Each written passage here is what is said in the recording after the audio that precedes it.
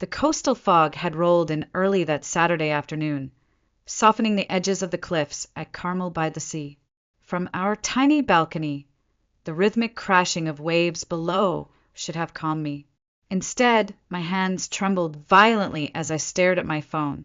5 times I had read the same message, each time hoping the words might magically change. Sorry, Madison. We won't be attending your tiny wedding. It's too far to travel for something so small. It was signed with my mother's name, Elaine Turner, cold and formal like a stranger. The next notification buzzed before I could even blink. Samantha, then Vanessa, David, Jason. One after another, my siblings piled on with some version of the same cruel dismissal. We'll be thinking of you, but we can't make it. It just doesn't seem worth the travel for a backyard ceremony. My vision blurred. I sank onto the wrought-tin chair by the railing, curling my legs under me as the late spring chill bit into my skin. The salt air stung my eyes, though it wasn't the wind that brought the tears. I couldn't even respond. I had no words, only a hollow, sinking ache in my chest. Madison. Nathan's voice cut through the haze.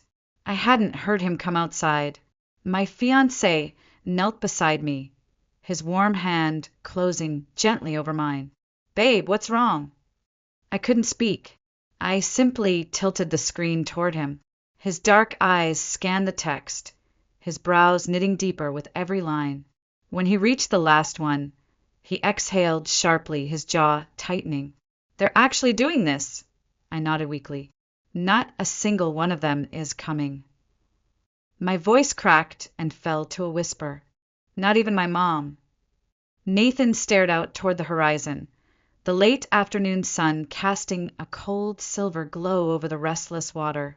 We've been planning this for over a year, he said quietly. The most breathtaking spot in all of California. 30 people, a once-in-a-lifetime experience. Every detail perfect because it mattered to you, and they're dismissing it like it's a barbecue in someone's backyard. I pressed my palm against my forehead. They've always treated me like the afterthought, like I was just the extra. Nathan sighed and pulled me into his arms. I stiffened at first, but then I let myself lean into his steady warmth. We knew this could happen, Mads, he murmured. We knew they've never valued what's truly important. But this day isn't about them. I closed my eyes, breathing in the faint scent of cedarwood cologne clinging to his shirt. I wished his words could erase the ache. They couldn't. They think we're poor, I whispered bitterly. They think our small guest list means we couldn't afford a real wedding. Nathan gave a short, humorless laugh. If only they knew. 6 months earlier, Nathan had quietly sold his tech startup for a figure so large I couldn't even say it out loud. The money sat untouched except for this wedding, our dream day, which was now becoming my private nightmare. We had chosen to tell no one, not even our closest friends, let alone my family. We wanted to be seen for who we were, not what we had. Let them believe what they wanted. Nathan brushed my damp cheek softly. We can still walk away from this, you know. Courthouse wedding. Sunset elopement. We don't have to give them the satisfaction of ruining our joy. I shook my head, swallowing the lump that had taken residence in my throat. No, they don't get to take this from me, too. I stared out at the darkening water, the sun slipping slowly behind the veil of fog. We moved forward, with or without them. The wind picked up as if answering me. Nathan squeezed my hand. Then we'll make it the most beautiful day imaginable for us and only us. My phone buzzed once more. A group family chat notification. Samantha had posted. My stomach clenched. I tapped it open with dread. Well, at least Madison won't have to worry about real expectations. Can't wait to see how low budget this will be. The tears froze mid-fall. Something inside me snapped, not with sadness this time, but with an icy wave of clarity. I stared at the screen until my vision cleared. Then I lowered the phone onto my lap, my heartbeat finally slowing as a strange calm settled over me. They thought they could humiliate me, They thought I'd crumble like I always had before. Not this time. The next morning, I stood alone at the wide glass window of our apartment, watching the early light creep slowly across the sea. I cradled my coffee cup, letting the heat burn against my frozen fingers. Sleep had been impossible. The cruel messages echoed in my mind like a bitter chant. Backyard wedding. Not worth it. Low expectations. The steam from my cup drifted lazily upward. And suddenly, the years peeled back like pages of an old, worn book. I was 7 again, standing at the edge of our backyard in Sacramento, clutching a deflated balloon from Vanessa's elaborate birthday party. She had a magician, a pony, a bouncy castle. My birthday 2 weeks earlier had been a store-bought cake on a paper plate in the kitchen. I had asked why mine was different. My mother had laughed softly and patted my head. "You're too sensitive, Madison." At 12, I sat in the back seat of the family minivan as it sped toward Lake Tahoe for the annual family vacation. Only this time, I wasn't supposed to be there. They had forgotten to tell me about the trip. It was my neighbor, Mrs. Peterson, who had called my mom after seeing me sitting alone on the porch steps in tears. "I assumed you had plans, sweetie," my mother had said lightly when they turned around to get me. 17. My senior year, awards night. I stood on the auditorium stage, clutching my scholarship certificate, searching the crowd. Samantha's entire volleyball team had shown up for her championship. My parents and siblings? They were at Jason's college game, 3 hours away. "We're so proud of you, Mads," my father had told me afterward. "But Jason only has one senior season. You understand."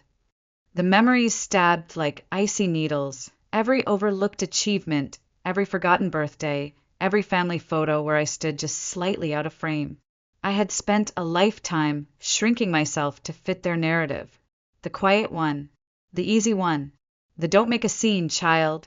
I blinked hard, and the vision of my childhood backyard faded, replaced by the stunning expanse of ocean outside our window. Nathan's arms slid around my waist from behind, his chin resting on my shoulder. "You've been standing here a long time," he murmured.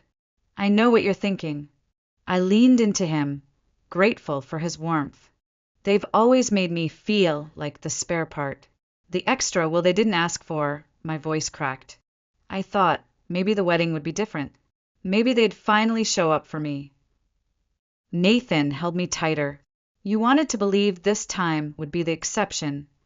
I nodded silently, watching the waves below toss and roll, indifferent to my pain. I just wanted one day where I wasn't the afterthought. Nathan kissed my temple softly. "You are never the afterthought to me." For the first time that morning, I smiled faintly. My reflection stared back at me in the glass, eyes rimmed with fatigue, but somewhere inside a small ember remained. They had rejected me over and over, but this time I would not shrink. This time I would not disappear quietly into the background. I set down the empty cup and turned slowly to face Nathan. My voice was calm, steady. "I'm done begging for their approval. We're going to have the wedding we planned, with or without them." He studied me for a long moment, then nodded in silent agreement. "With or without them." The days that followed blurred into a constant rhythm of details and decisions. Seating charts, floral arrangements, last-minute fittings. I buried myself in the checklist, convincing myself that focusing on perfection could numb the ache inside. It didn't. Every time I touched my wedding dress, a custom-made creation that had taken 6 months and more money than I dared admit, I imagined my sisters gossiping cruelly behind their phones. Backyard wedding. Probably some cheap online dress. I ran my hand down the intricate lace bodice, now hanging solemnly from the bedroom door. My eyes stung again. At 10 a.m. On Wednesday, Rachel knocked gently and let herself in, balancing a tray of herbal tea and freshly baked scones. "You forgot to eat again," she scolded, her warm southern accent softening the words. Rachel was my neighbor, 72 years young, a widow who had become my unexpected confidant since Nathan and I moved to Carmel, where my family had turned away. Rachel had stepped in without hesitation, filling the empty spaces with kindness I had stopped believing existed. "You're wasting away, child." She set the tray down and pulled me into a gentle hug. I let myself melt for a moment into her familiar lavender scent. Rachel stood back, studying me through sharp blue eyes. "They don't deserve your tears." I shook my head miserably. "It's not about them anymore. I keep picturing the empty chairs where they were supposed to sit. I wanted to walk down the aisle and see their faces. Even if they didn't approve, I thought they would still come." Rachel sighed, taking my hand. "Madison, listen to me. Some people only show up when there's something in it for them. That's not love. Love is showing up when it matters." I bit my lip hard, nodding slowly. I knew she was right. I just didn't know how to stop grieving what should have been. By Friday, Nathan and I met with the florist at the cliffside venue. The afternoon sun shimmered gold over the crashing waves as I stood frozen, staring at the breathtaking view. White roses, peonies, and delicate blue delphiniums would soon line the pathway where I would walk alone toward the man who had chosen me without condition. Nathan squeezed my hand gently. "This is going to be beautiful," he whispered. I smiled weakly, the wind catching my veil mockingly as if to remind me of the emptiness that still lingered. Later that night, back in our apartment, I spread out the final seating plan. 30 names. Friends. Colleagues. Mentors. No family. I stared at the list under the soft pool of light from the kitchen lamp. My chest tightened painfully. I thought of all the weddings I had attended for my siblings, the speeches, the tears, the family portraits that would never exist for me. Nathan walked in and stopped when he saw my face. "Mads!" I looked up at him, blinking back the fresh wave of hurt. "We invited them. We tried. They made their choice," I whispered brokenly. "They made it so easy to walk away from me." Nathan crossed the room in 3 strides, pulling me into his arms. "You are not easy to walk away from," he said fiercely. "You are everything." I pressed my face against his chest and let the walls I had held up all week crumble. Silent sobs racking my body. They had rejected me, but I was done letting them define me. Tomorrow I would reclaim my day. 10 days before the wedding. I had just returned from the final cake tasting when my phone buzzed violently on the kitchen counter. A new notification glared at me from the dreaded family group chat. My stomach dropped. I hesitated, knowing nothing good ever came from opening that thread. But my thumb betrayed me. The message from Samantha stared back like venom on glass. "Can't wait to see what Pinterest-inspired backyard disaster Madison has planned. Wonder if they'll have plastic chairs and potluck." The words punched the air from my lungs. I stumbled back against the counter, feeling the cold marble edge bite into my spine. A second notification. Vanessa had replied, "Please, Sam, you know Madison. She probably thinks her $100 dress is couture. I bet they're doing cupcakes instead of a real cake, too." I stood frozen, trembling, my cheeks burning with humiliation. The bile rose in my throat. I barely made it to the bathroom before I collapsed to my knees, retching until there was nothing left but emptiness. They weren't content to simply decline. They had to broadcast their mockery to the entire extended family. I lay on the cool tile floor, staring blankly at the ceiling, my heart hammering painfully against my ribs. I had never felt smaller. The door creaked open gently. "Mads!" Nathan's worried voice. A soft knock. "Are you okay?" I couldn't speak, couldn't move. The sob built in my chest again, sharp and jagged. Nathan knelt beside me, gathering me carefully into his arms, rocking me like a child. What happened? Wordlessly, I handed him my phone. He read the messages in stunned silence, his jaw clenching tighter with each word. Finally, he whispered, "They're disgusting, absolutely cruel." I buried my face against his chest, tears soaking into his shirt. "I can't do this anymore. I can't take their hate, not this time." Nathan pulled back just enough to look me dead in the eyes. Listen to me. His voice was low, fierce. You do not let people like that define your worth. You are not their punching bag. I wiped my face with trembling fingers. I thought after all these years they might change, he shook his head slowly. They won't. People like that rarely do. But you know what we can do. I blinked at him through the tears. What? Nathan smiled grimly, brushing the damp strands of hair from my face. We can make this the wedding of the century. We can show them exactly what they walked away from. And we won't say a single cruel word in return. Just elegance. Just grace. For the first time that night, something inside me shifted. Not revenge, exactly. Something colder, sharper dignity. I nodded slowly. You're right. They chose this. I didn't.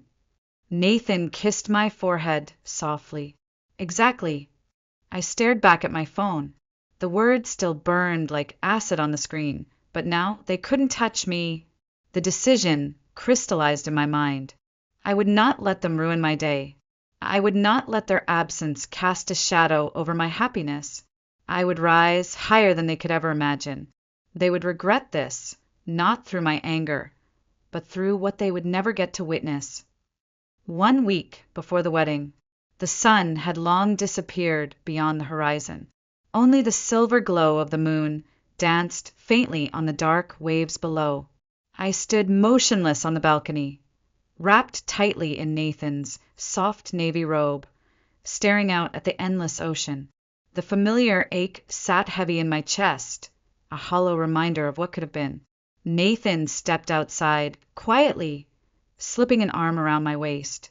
His warmth steadied me. You haven't moved for an hour, he murmured gently. I keep thinking about the chairs, I whispered. The chairs?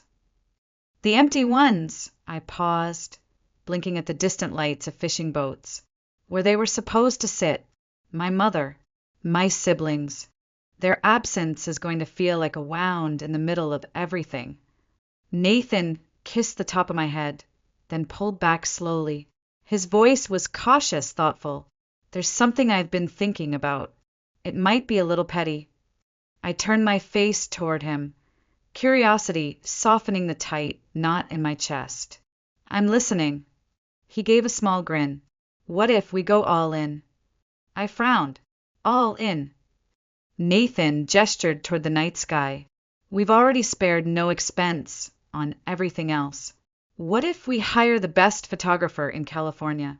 Not just someone good, someone famous, someone used to shooting celebrity weddings. We capture every single perfect detail. The flowers, the sunset, your dress, the table settings, the dance, all of it, every frame flawless. I stared at him, stunned by the idea, and then, we don't post a single thing, not right away. We wait. His eyes locked with mine. A month, maybe more. Then, just when they've convinced themselves they were right, we release a few photos. No comments, no captions designed to hurt. Just images so breathtaking that the world will see exactly what they chose to miss. I blinked, my heart racing. You're serious? Nathan nodded. I am.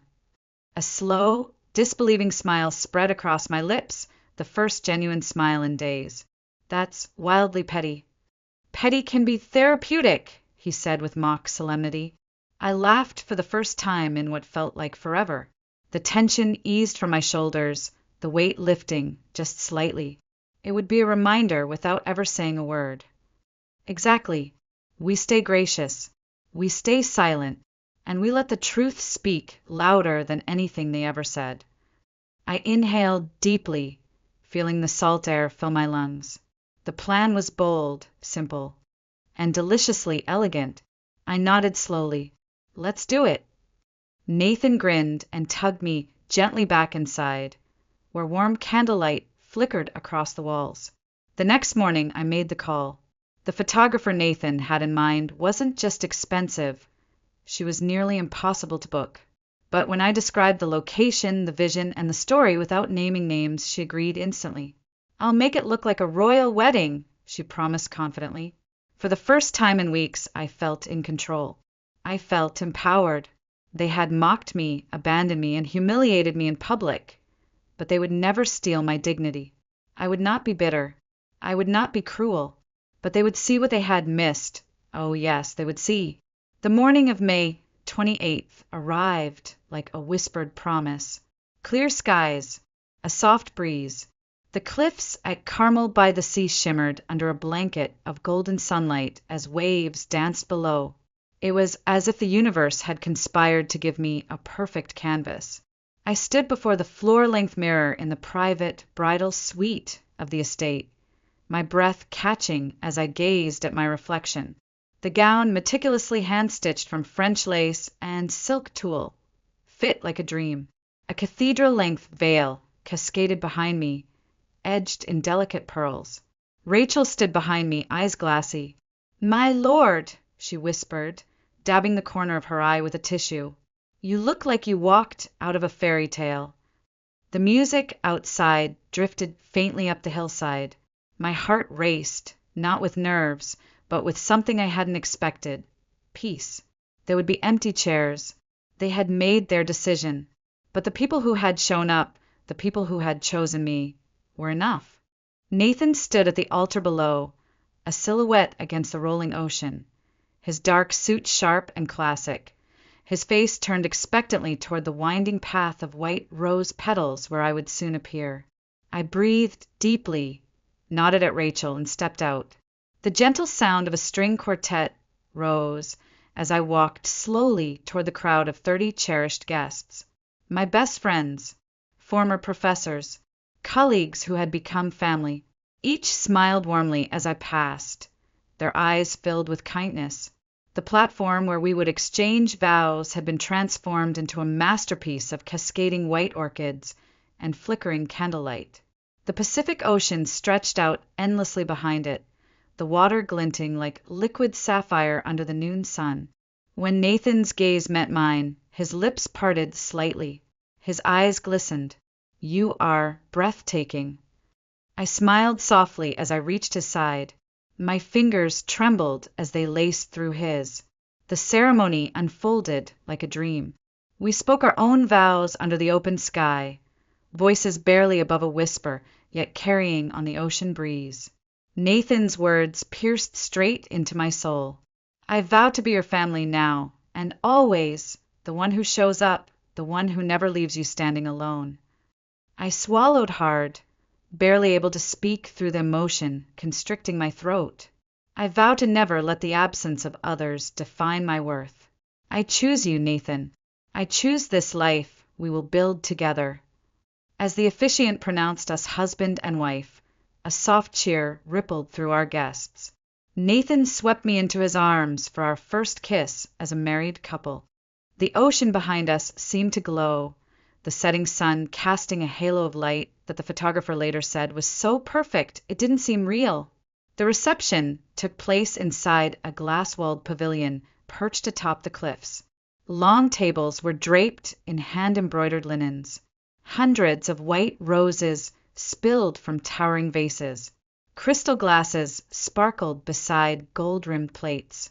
Our guests gasped audibly when the first course arrived, a delicate lobster bisque served in Venetian glass bowls, paired with vintage champagne that cost more than my first car.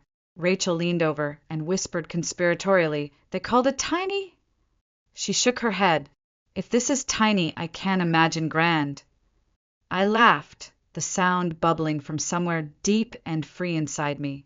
As the sun melted into the sea, casting brilliant shades of pink and orange across the waves, Nathan and I danced our first dance on a custom-built Italian marble floor imported just for this night. The music wrapped around us like silk as the photographer circled silently, capturing every stolen glance and whispered laugh. By midnight, the party was still alive with energy. We dined on 7 exquisite courses and cut into a 5-tier cake flown in from a Parisian patisserie. The guests sipped rare wines, danced barefoot under the stars, and marveled at the night sky. At 2 a.m., just as the evening began to wind down, Our final surprise lit up the dark expanse over the ocean. A spectacular fireworks display choreographed to our favorite song. Bursts of gold and silver rained down into the waves, the reflections glittering like 1,000 tiny suns. Nathan wrapped his arms around me from behind as the last firework faded. "No regrets," he murmured softly into my ear. I watched the quiet water settle again. The ache was still there, the missing faces, the cold chairs that had remained empty. "Just one," I whispered, leaning back against him. "They'll never know what they missed." Nathan kissed my temple, his voice rich with satisfaction. "Oh, they will." For weeks later, the wedding album arrived in a heavy leather-bound box, wrapped with a satin ribbon. I ran my fingers reverently across the embossed gold lettering. Inside were the most stunning images I had ever seen. The platform of white roses overlooking the endless sea. The dramatic sweep of my veil caught by the ocean breeze. Our first kiss with the sun casting molten gold behind us. Nathan sat across from me at the kitchen table, scrolling through the digital proofs on his tablet. He glanced up at my expression. "They're ready," he said quietly. I nodded. I had rehearsed this moment in my head 100 times. Part of me had wondered if I could go through with it, but then I remembered every cruel message, every snide remark, every moment they had made me feel invisible. That morning, I selected just 3 photos, the perfect trifecta. The first showed the ceremony setup, 30 pristine white chairs, an ocean backdrop, the floral arch cascading down into perfection. The second captured the reception table at sunset, crystal and gold sparkling under flickering candlelight, the silhouettes of our guests laughing and toasting under the dusky sky. The third, the most devastating, Nathan and me dancing alone on the marble floor, my gown glinting like diamonds. The entire scene looking more like a royal gala than a private wedding. I uploaded them with a simple, understated caption.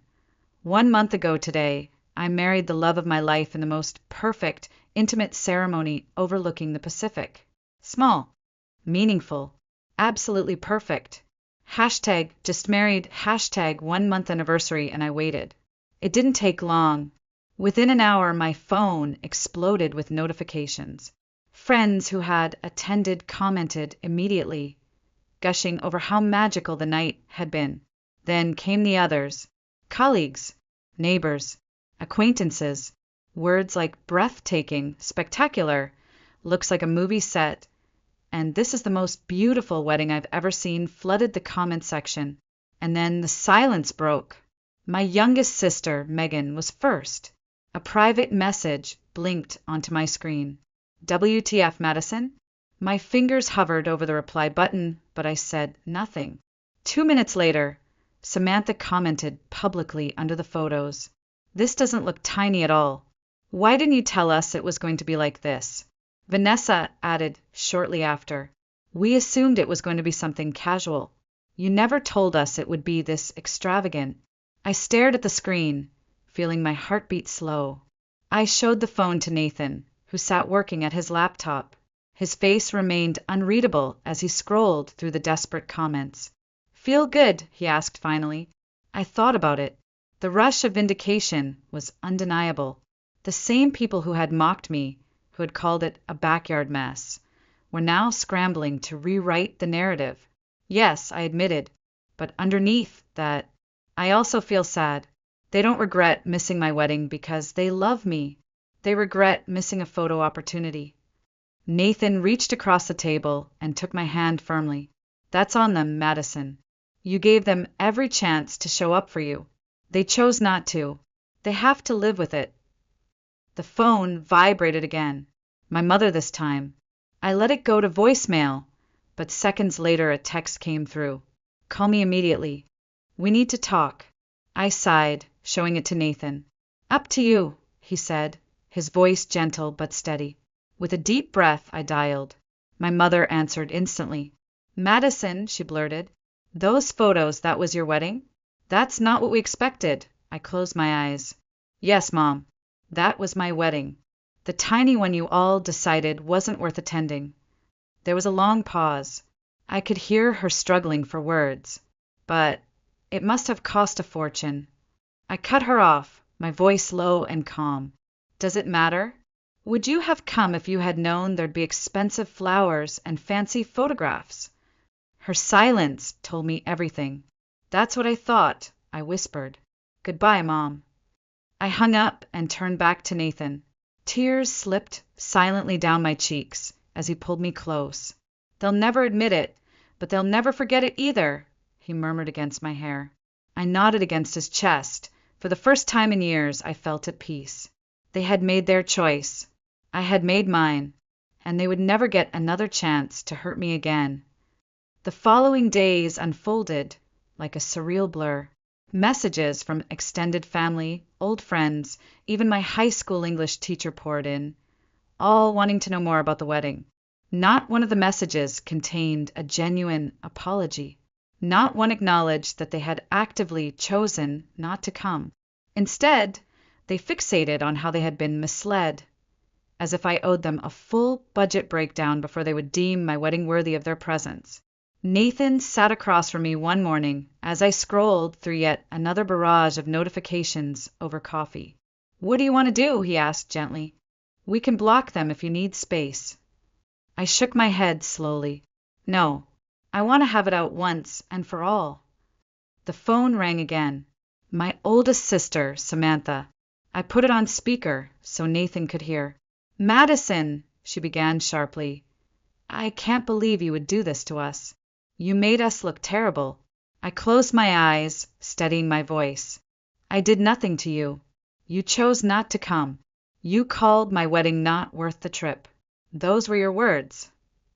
There was a beat of stunned silence. You never told us it was going to be that fancy, Samantha sputtered weakly. I smiled bitterly. So, you would have only come for expensive food and a good photo op? That's what family means to you. Another pause. That's not fair, she whispered. No, I said firmly. What wasn't fair was abandoning your sister because you assumed you wouldn't get anything out of it. The conversation ended awkwardly.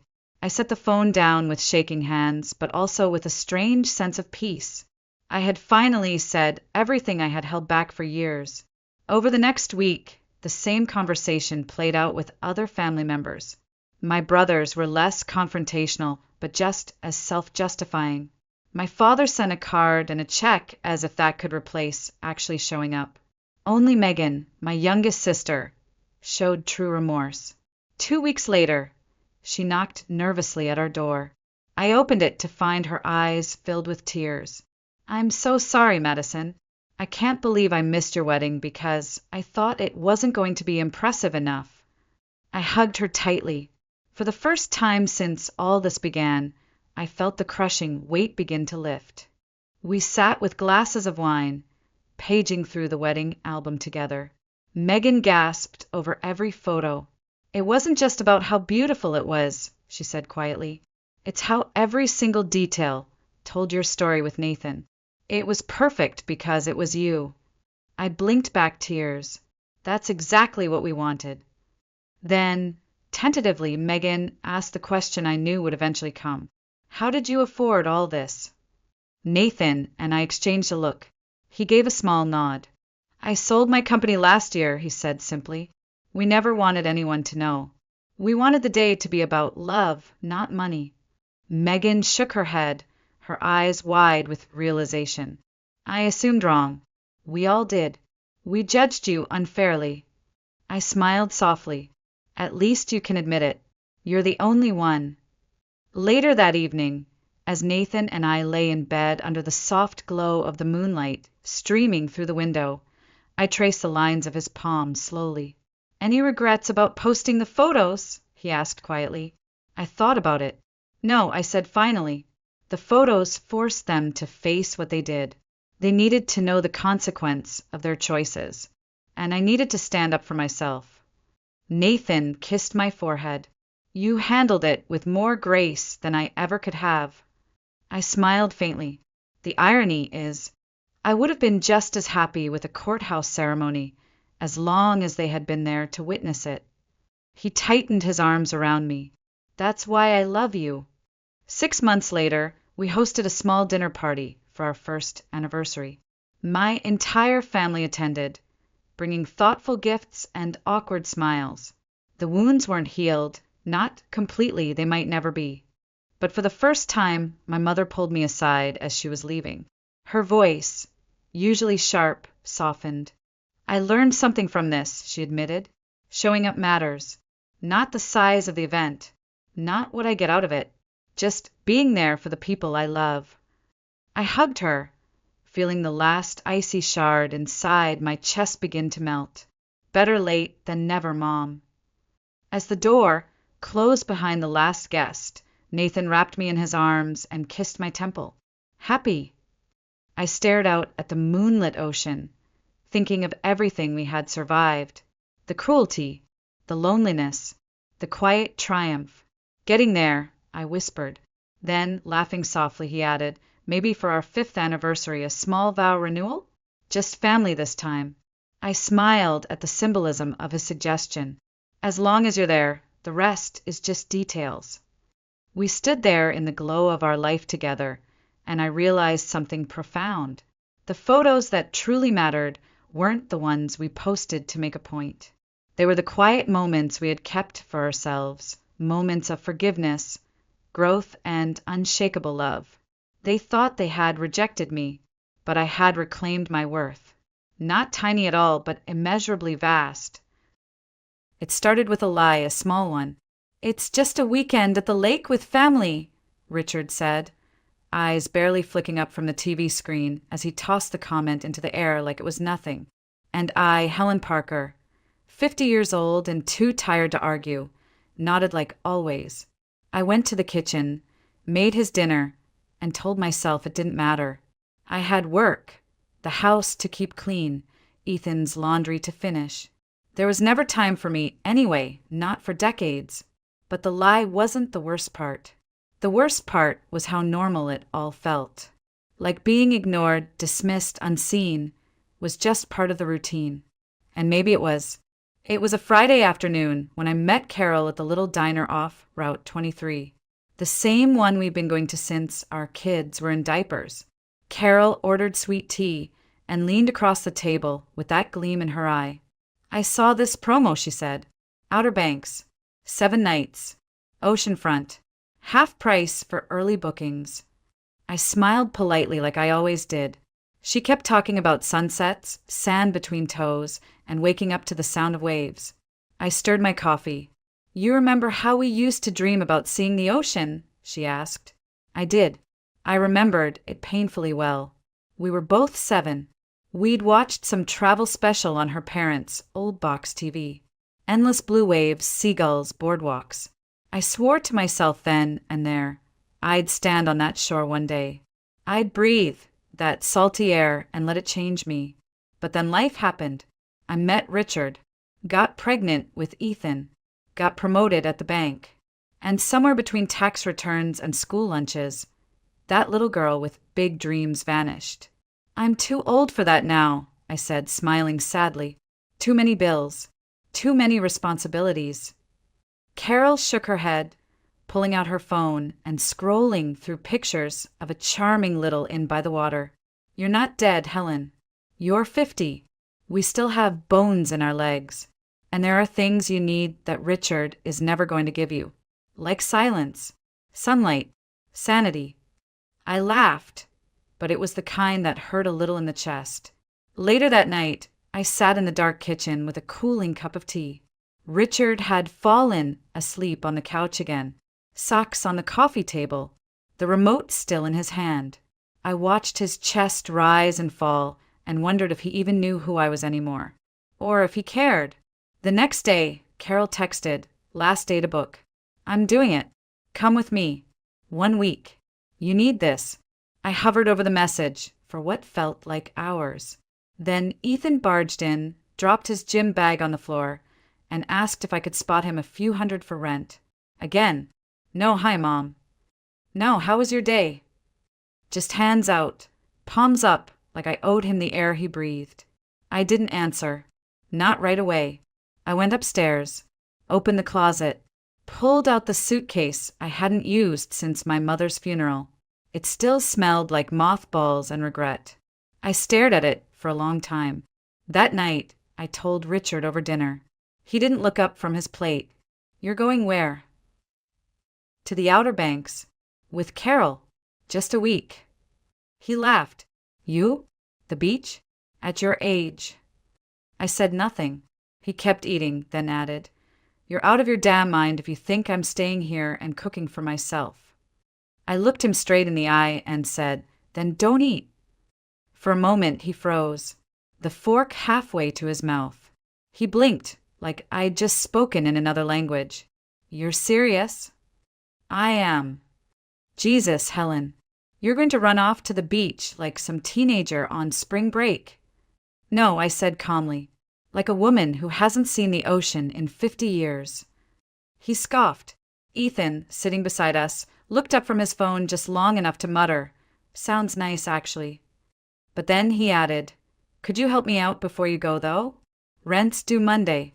And that was it. That was the moment I realized I wasn't just invisible, I was useful. A tool. A servant. And even that was taken for granted. So I nodded, packed my things quietly. And when the day came, Carol and I walked onto the platform with our tickets and our old lady beach bags. I thought the hardest part was behind me, but I'd forgotten one thing, my passport. And that mistake changed everything. We were already on the platform when I realized it. My heart stopped. I dug through my tote bag once, twice, then dumped the entire contents onto the bench. Lip balm, tissues, my wallet, my phone. No passport, no ID, nothing that would let me check in at the hotel or board the train. "I left it," I whispered. "At home, in the nightstand drawer." Carol looked at her watch. "You've got maybe 30 minutes. Go, run." I didn't even answer. I just ran. The streets of Columbus blurred as I pushed past people, the morning air slapping against my cheeks. My legs hadn't moved that fast in years, but adrenaline will do strange things to a woman running from her own life. I didn't even notice the pain in my knees or the tightness in my chest. I just kept going. When I reached the house, it was quiet. Richard's truck was gone. I fumbled with the key, flew through the door, sprinted up the stairs. The drawer was half open as if mocking me. My passport sat right there, smug and flat and infuriating. I grabbed it, and then I heard the voice. Not in my head, not a memory. A real, living voice coming from our bedroom. Richard's voice. At first, I thought he'd come back and left the TV on. But then I heard it again, clearer this time. "Kitten, I'm all yours for the next 2 weeks. My chicken flew the coop, finally." He laughed. That low, cocky laugh he used to have in his 20s. I froze. "She left this morning," he continued, voice thick with smugness. "Dragged her old suitcase behind her like she's going to find herself on a beach somewhere. Makes things easier for us, huh?" Us. I couldn't move. Couldn't breathe. The words, "my chicken," circled in my head like a wasp. That's what he called me. That's what I'd been reduced to. A joke. A dumb bird who didn't know what was happening right under her nose. I heard the woman's voice on the other end of the line. Too muffled to make out the words, but her laugh was clear. Younger, brighter. I imagined her with salon-styled hair and smooth skin, wearing the kind of perfume I stopped affording years ago. "I know, baby," Richard said, still chuckling. She looked so proud of herself this morning, like she's finally doing something brave. Bless her heart. That was enough. I backed out of the room like a thief. I didn't cry. Not then. My hands were shaking so violently I could barely lock the door on my way out. I didn't think.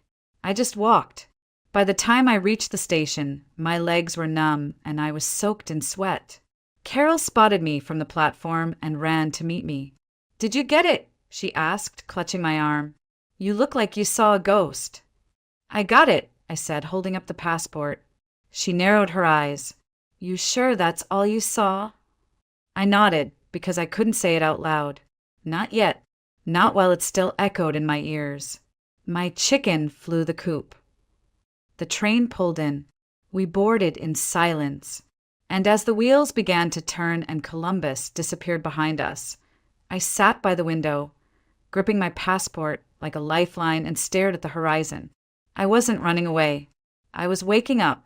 The train ride felt like moving through a different life. As if the further we got from Columbus, the less I belonged to the version of Helen Parker who'd washed Richard's socks for 20 years without a thank you.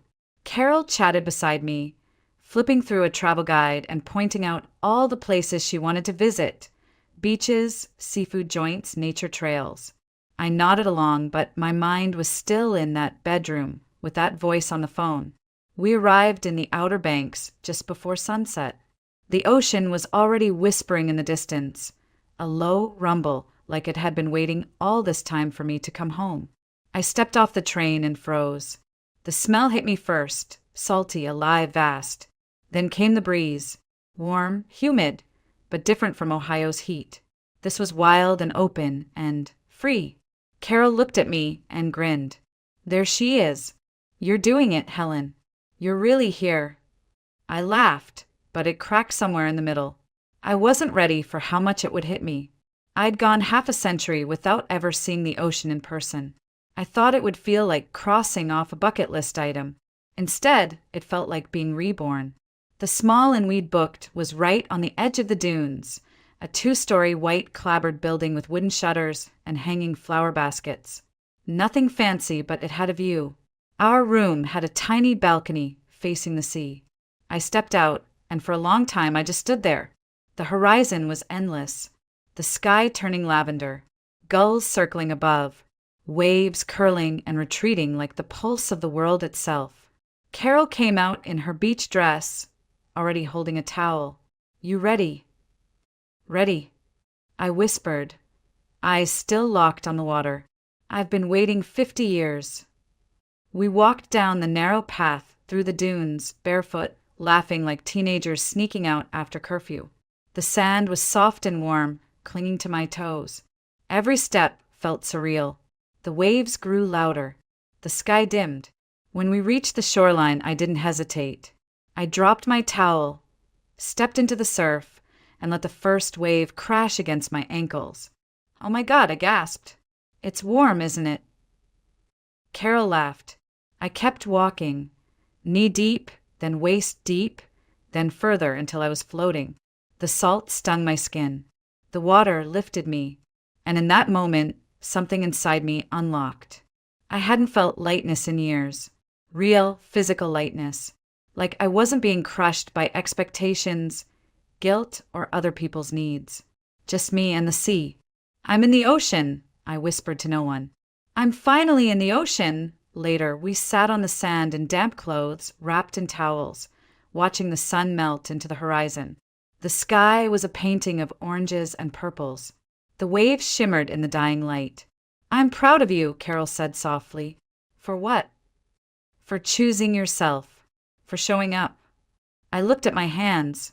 The same hands that had scrubbed floors and packed lunches and folded laundry. I barely recognized them now. They trembled less.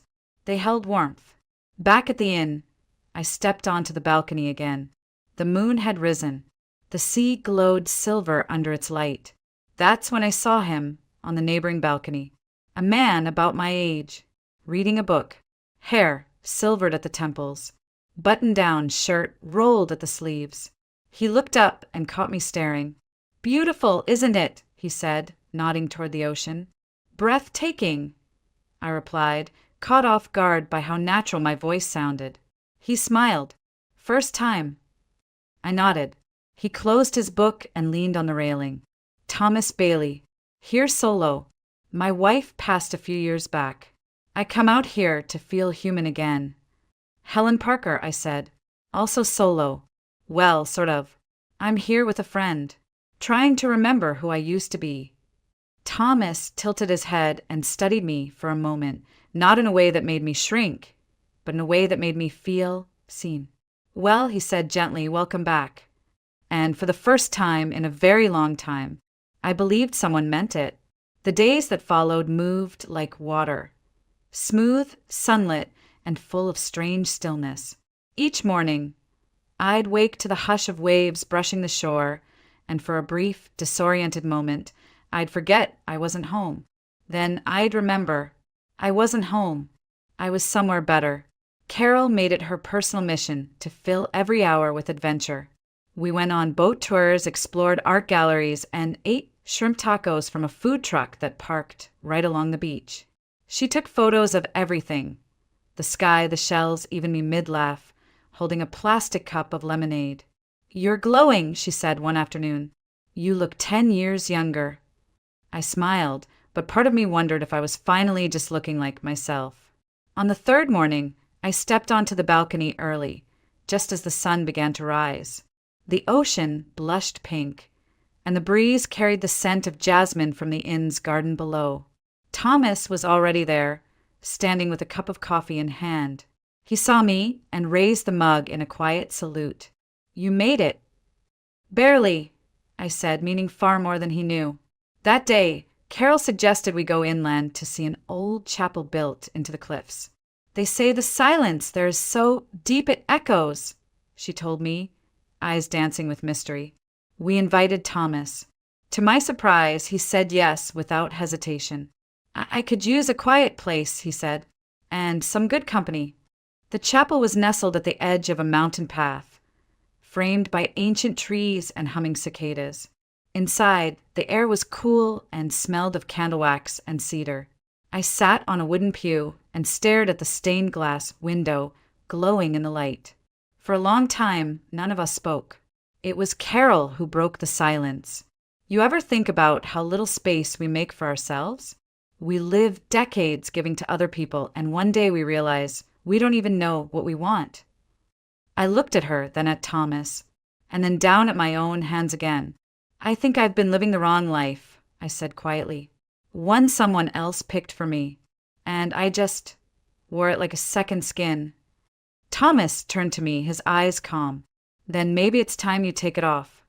The words stayed with me as we drove to the waterfall afterward.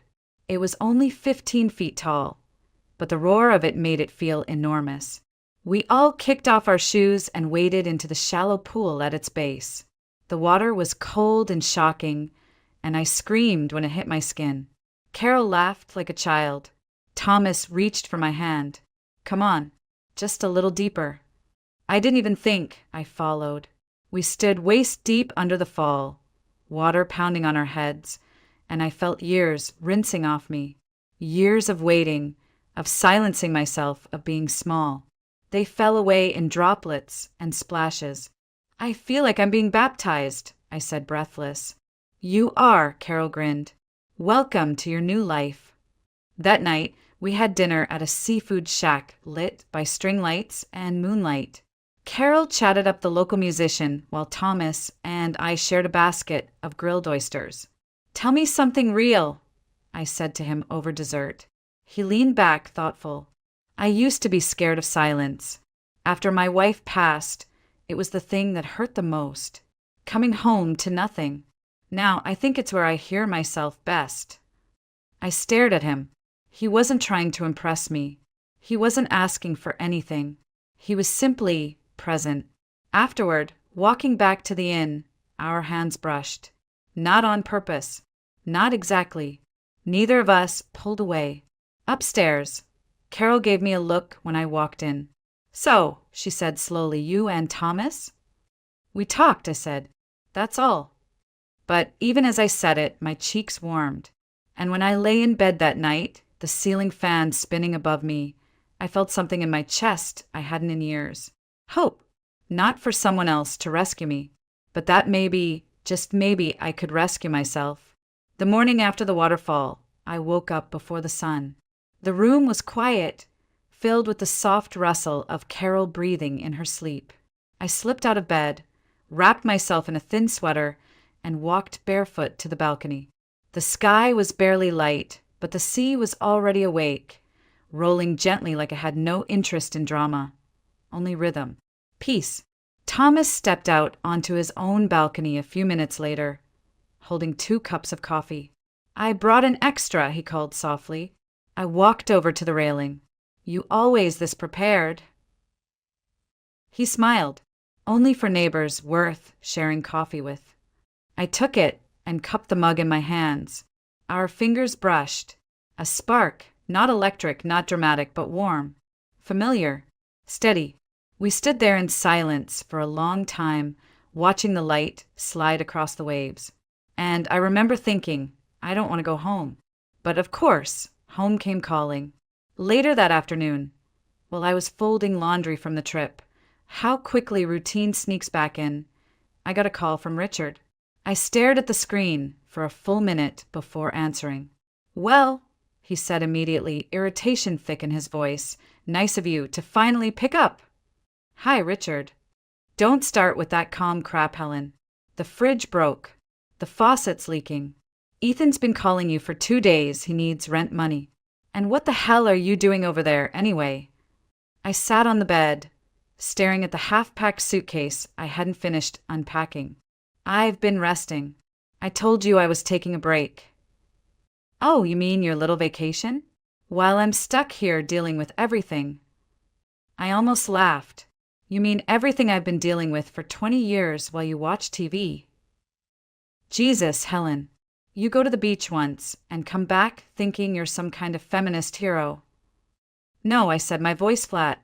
"I came back thinking maybe I deserve to be treated like a human being." He went quiet for a second. Then, more softly, he said, "Look, I get it. You needed time. But can we just drop the drama? Come home. We'll talk." And for a flicker of a moment, I considered it.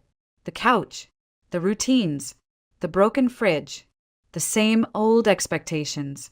Then I heard Ethan's voice downstairs. He must have let himself in. "Mom," he called. "We need to talk."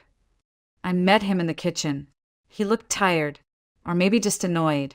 "Aunt Sandra won't co-sign on the lease," he said. "And Amy's pregnant.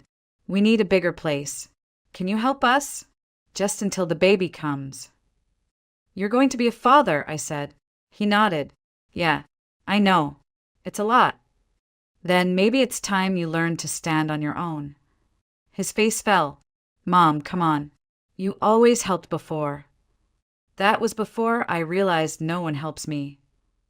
Ethan stared at me like he didn't recognize who I was. "Are you seriously saying no?" "I'm saying I'm done being the only one giving." The conversation spiraled.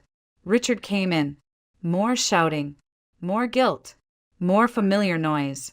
I felt it closing in, like fog creeping under the doors. And then I said it. I want a divorce. The room went silent. Richard blinked. "You're not serious."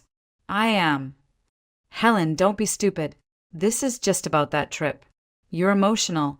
You'll get over it." "No, I won't."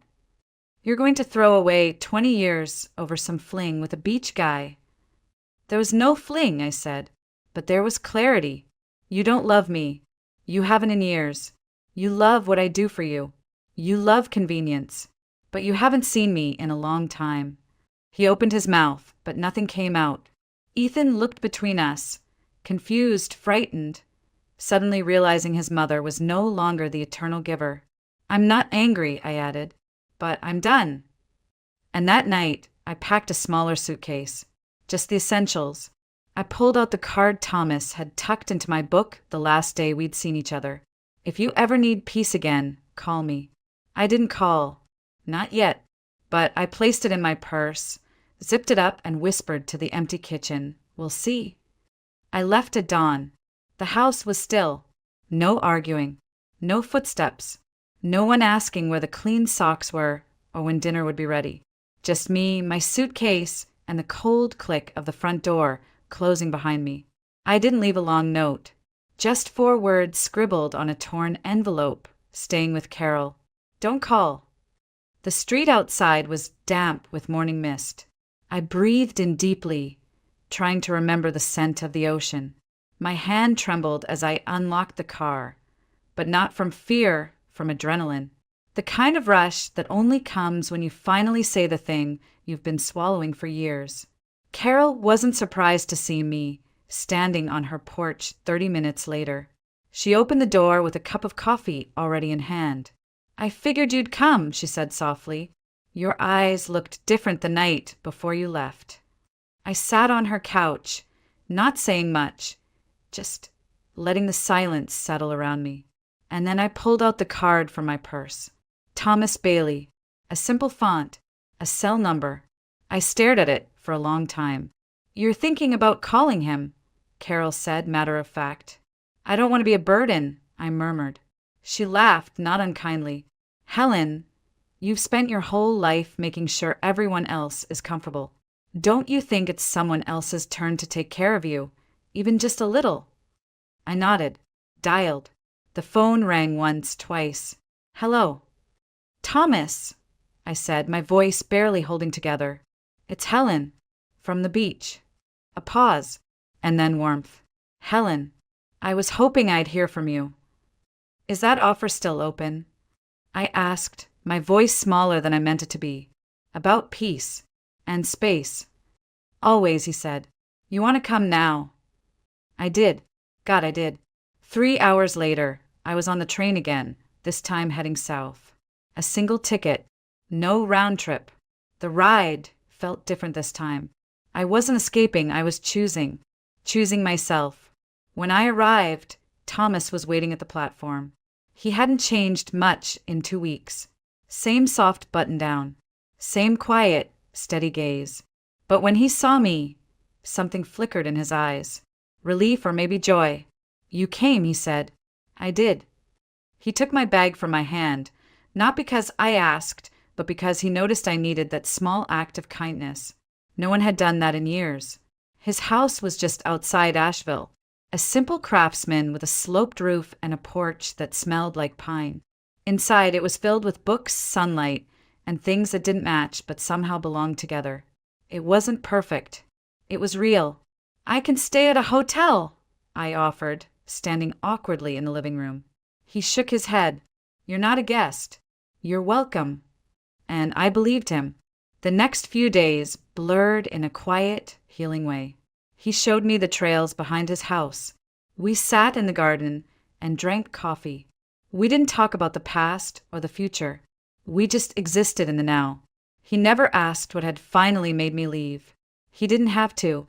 He saw it in my eyes, in the way I exhaled every time I stepped outside, like I'd been holding my breath for 20 years. One evening, as the sun set behind the trees, he made dinner. Grilled salmon, roasted vegetables, a glass of chilled white wine. I hadn't had anyone cook for me since. I couldn't even remember. We sat on the porch afterward, watching the fireflies. "I'm not good at this," I said suddenly. "At what?" "Being taken care of." Thomas smiled. "Good thing I'm not trying to take care of you. Just be with you." And it was in that moment I realized something. For the first time in my adult life, I wasn't waiting for the other shoe to drop. I wasn't managing emotions, anticipating explosions, or preparing apologies. I was just sitting beside someone who saw me.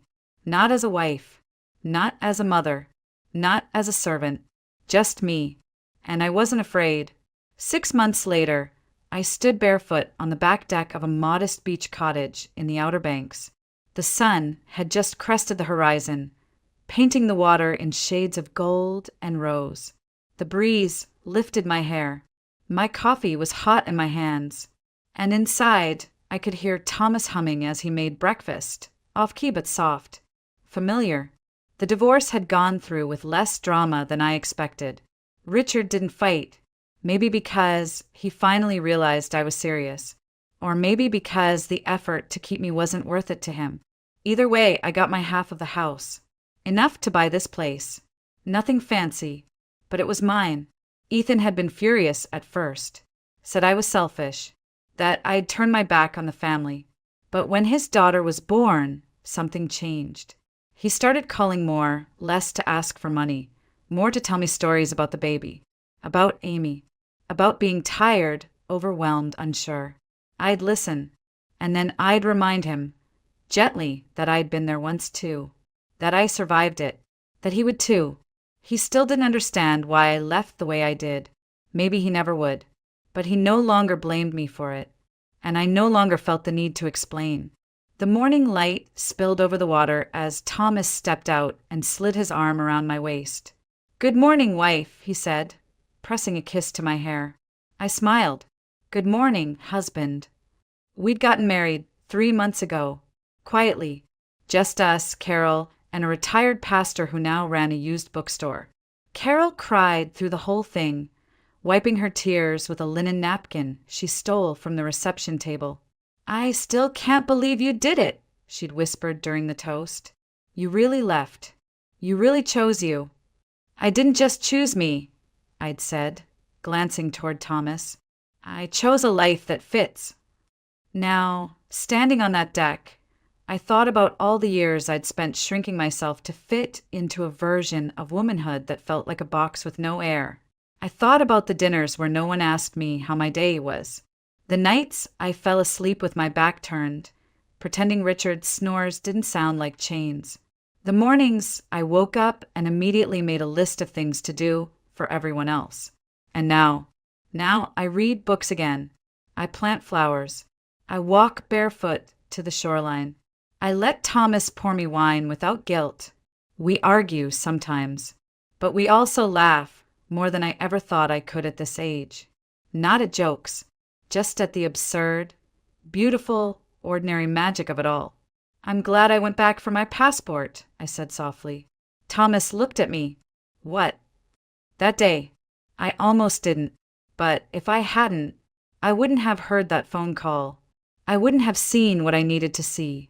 I might still be there, folding laundry in silence." He studied me for a second, then kissed my temple. Sometimes the universe sends its messages loudly. I chuckled, more like cruelly, but also clearly.